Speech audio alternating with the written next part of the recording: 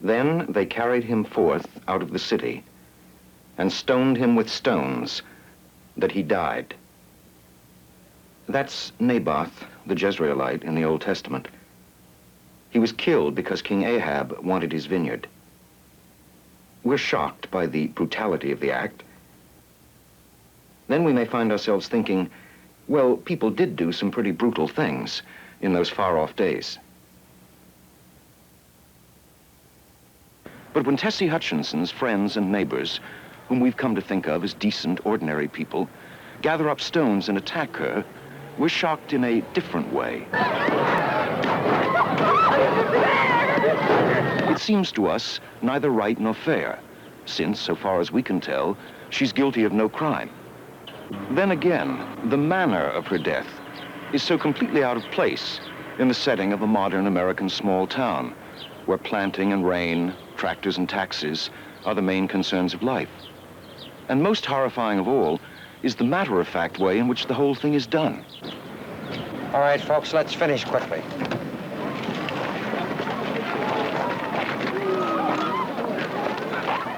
The people's chief feeling seems to be a kind of good-natured impatience.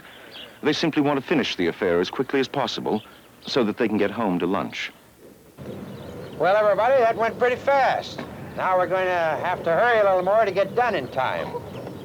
Bill, you drew for the Hutchinson family. For these people, apparently, it's just another June 27th. Grandchildren? Be a good sport, Tessie. We all took the same chance. But for us, there are unanswered questions. Why has this particular human being suffered such a terrible fate? What are we to make of it all? What does the author want us to think about and remember once we've got over the first emotional reaction to her story? Tessie herself, of course, has done nothing. She's simply the winner in this year's lottery. And so she's not to be thought of as a criminal, but as a victim, the unfortunate holder of the paper with the black spot.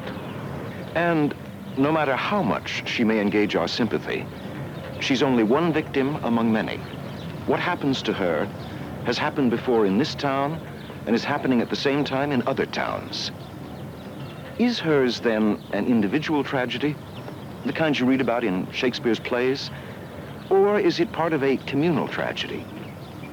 Isn't this a story not about a person, but about a community? The author makes very little attempt to identify individuals in the town. The only two who really stand out are Tessie herself. Get up there, Bill. And Old Man Warner. 77th year I've been in the lottery. 77th time. As for the others, we know some half-dozen names, some relative ages, and a few occupations. They're simply the townspeople.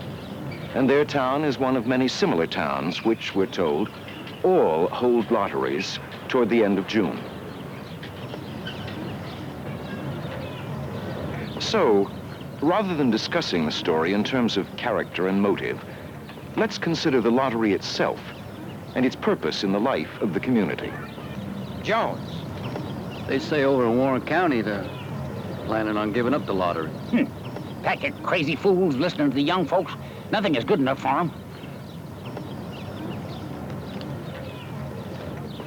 Judd. First thing you know, everybody wanted to be going back and living in caves. Nobody work anymore. Lived that way for a while. Clifford. Used to be a saying, lottery in June, corn heavy soon. Next thing you know, we'd all be eating stewed chickweed and acorns. Is that the clue we're looking for? Historians and anthropologists have made us familiar with the figure of the sacrificial victim. That is, the individual chosen by a community as a blood offering to the god or gods from whom some particular favor was required.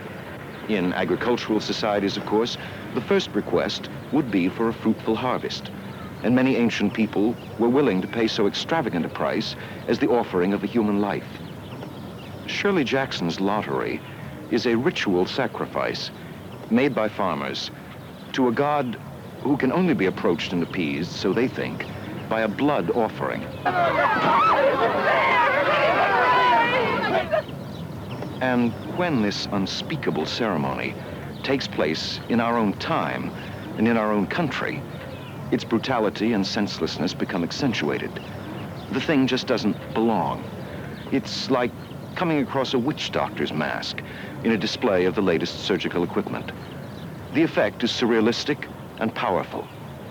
Whatever else Shirley Jackson has done in her story, she has certainly given us a memorable image of man's inhumanity to man. Here, Davy.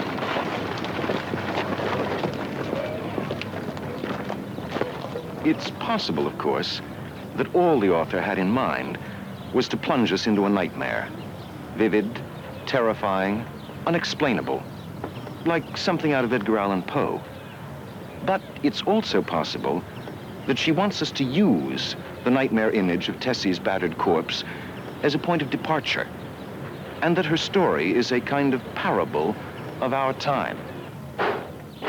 Take, for example, the idea of violence and the way in which it can erupt in the most unexpected ways and places. Violence is something that we in mid-20th century America have unfortunately had to do a great deal of thinking about. And we're still not sure that we understand it, let alone know how to control it.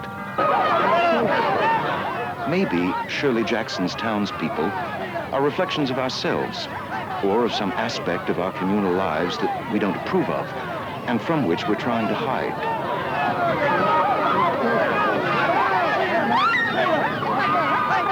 Ask yourself whether we don't have Tessies in our society now.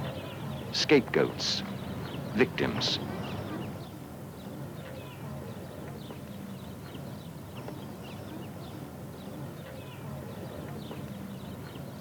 Or perhaps the story may really be talking about our Puritan heritage in its more repressive forms, as it may have survived to our own day. Do we still worship a stern and vengeful God who demands outrageous sacrifices and bloody rites? And if we do, should we continue our service to him? Then what about the whole idea of tradition? There's always been a lottery. Do we agree with Old Man Warner that the lottery should be continued simply because there's always been one?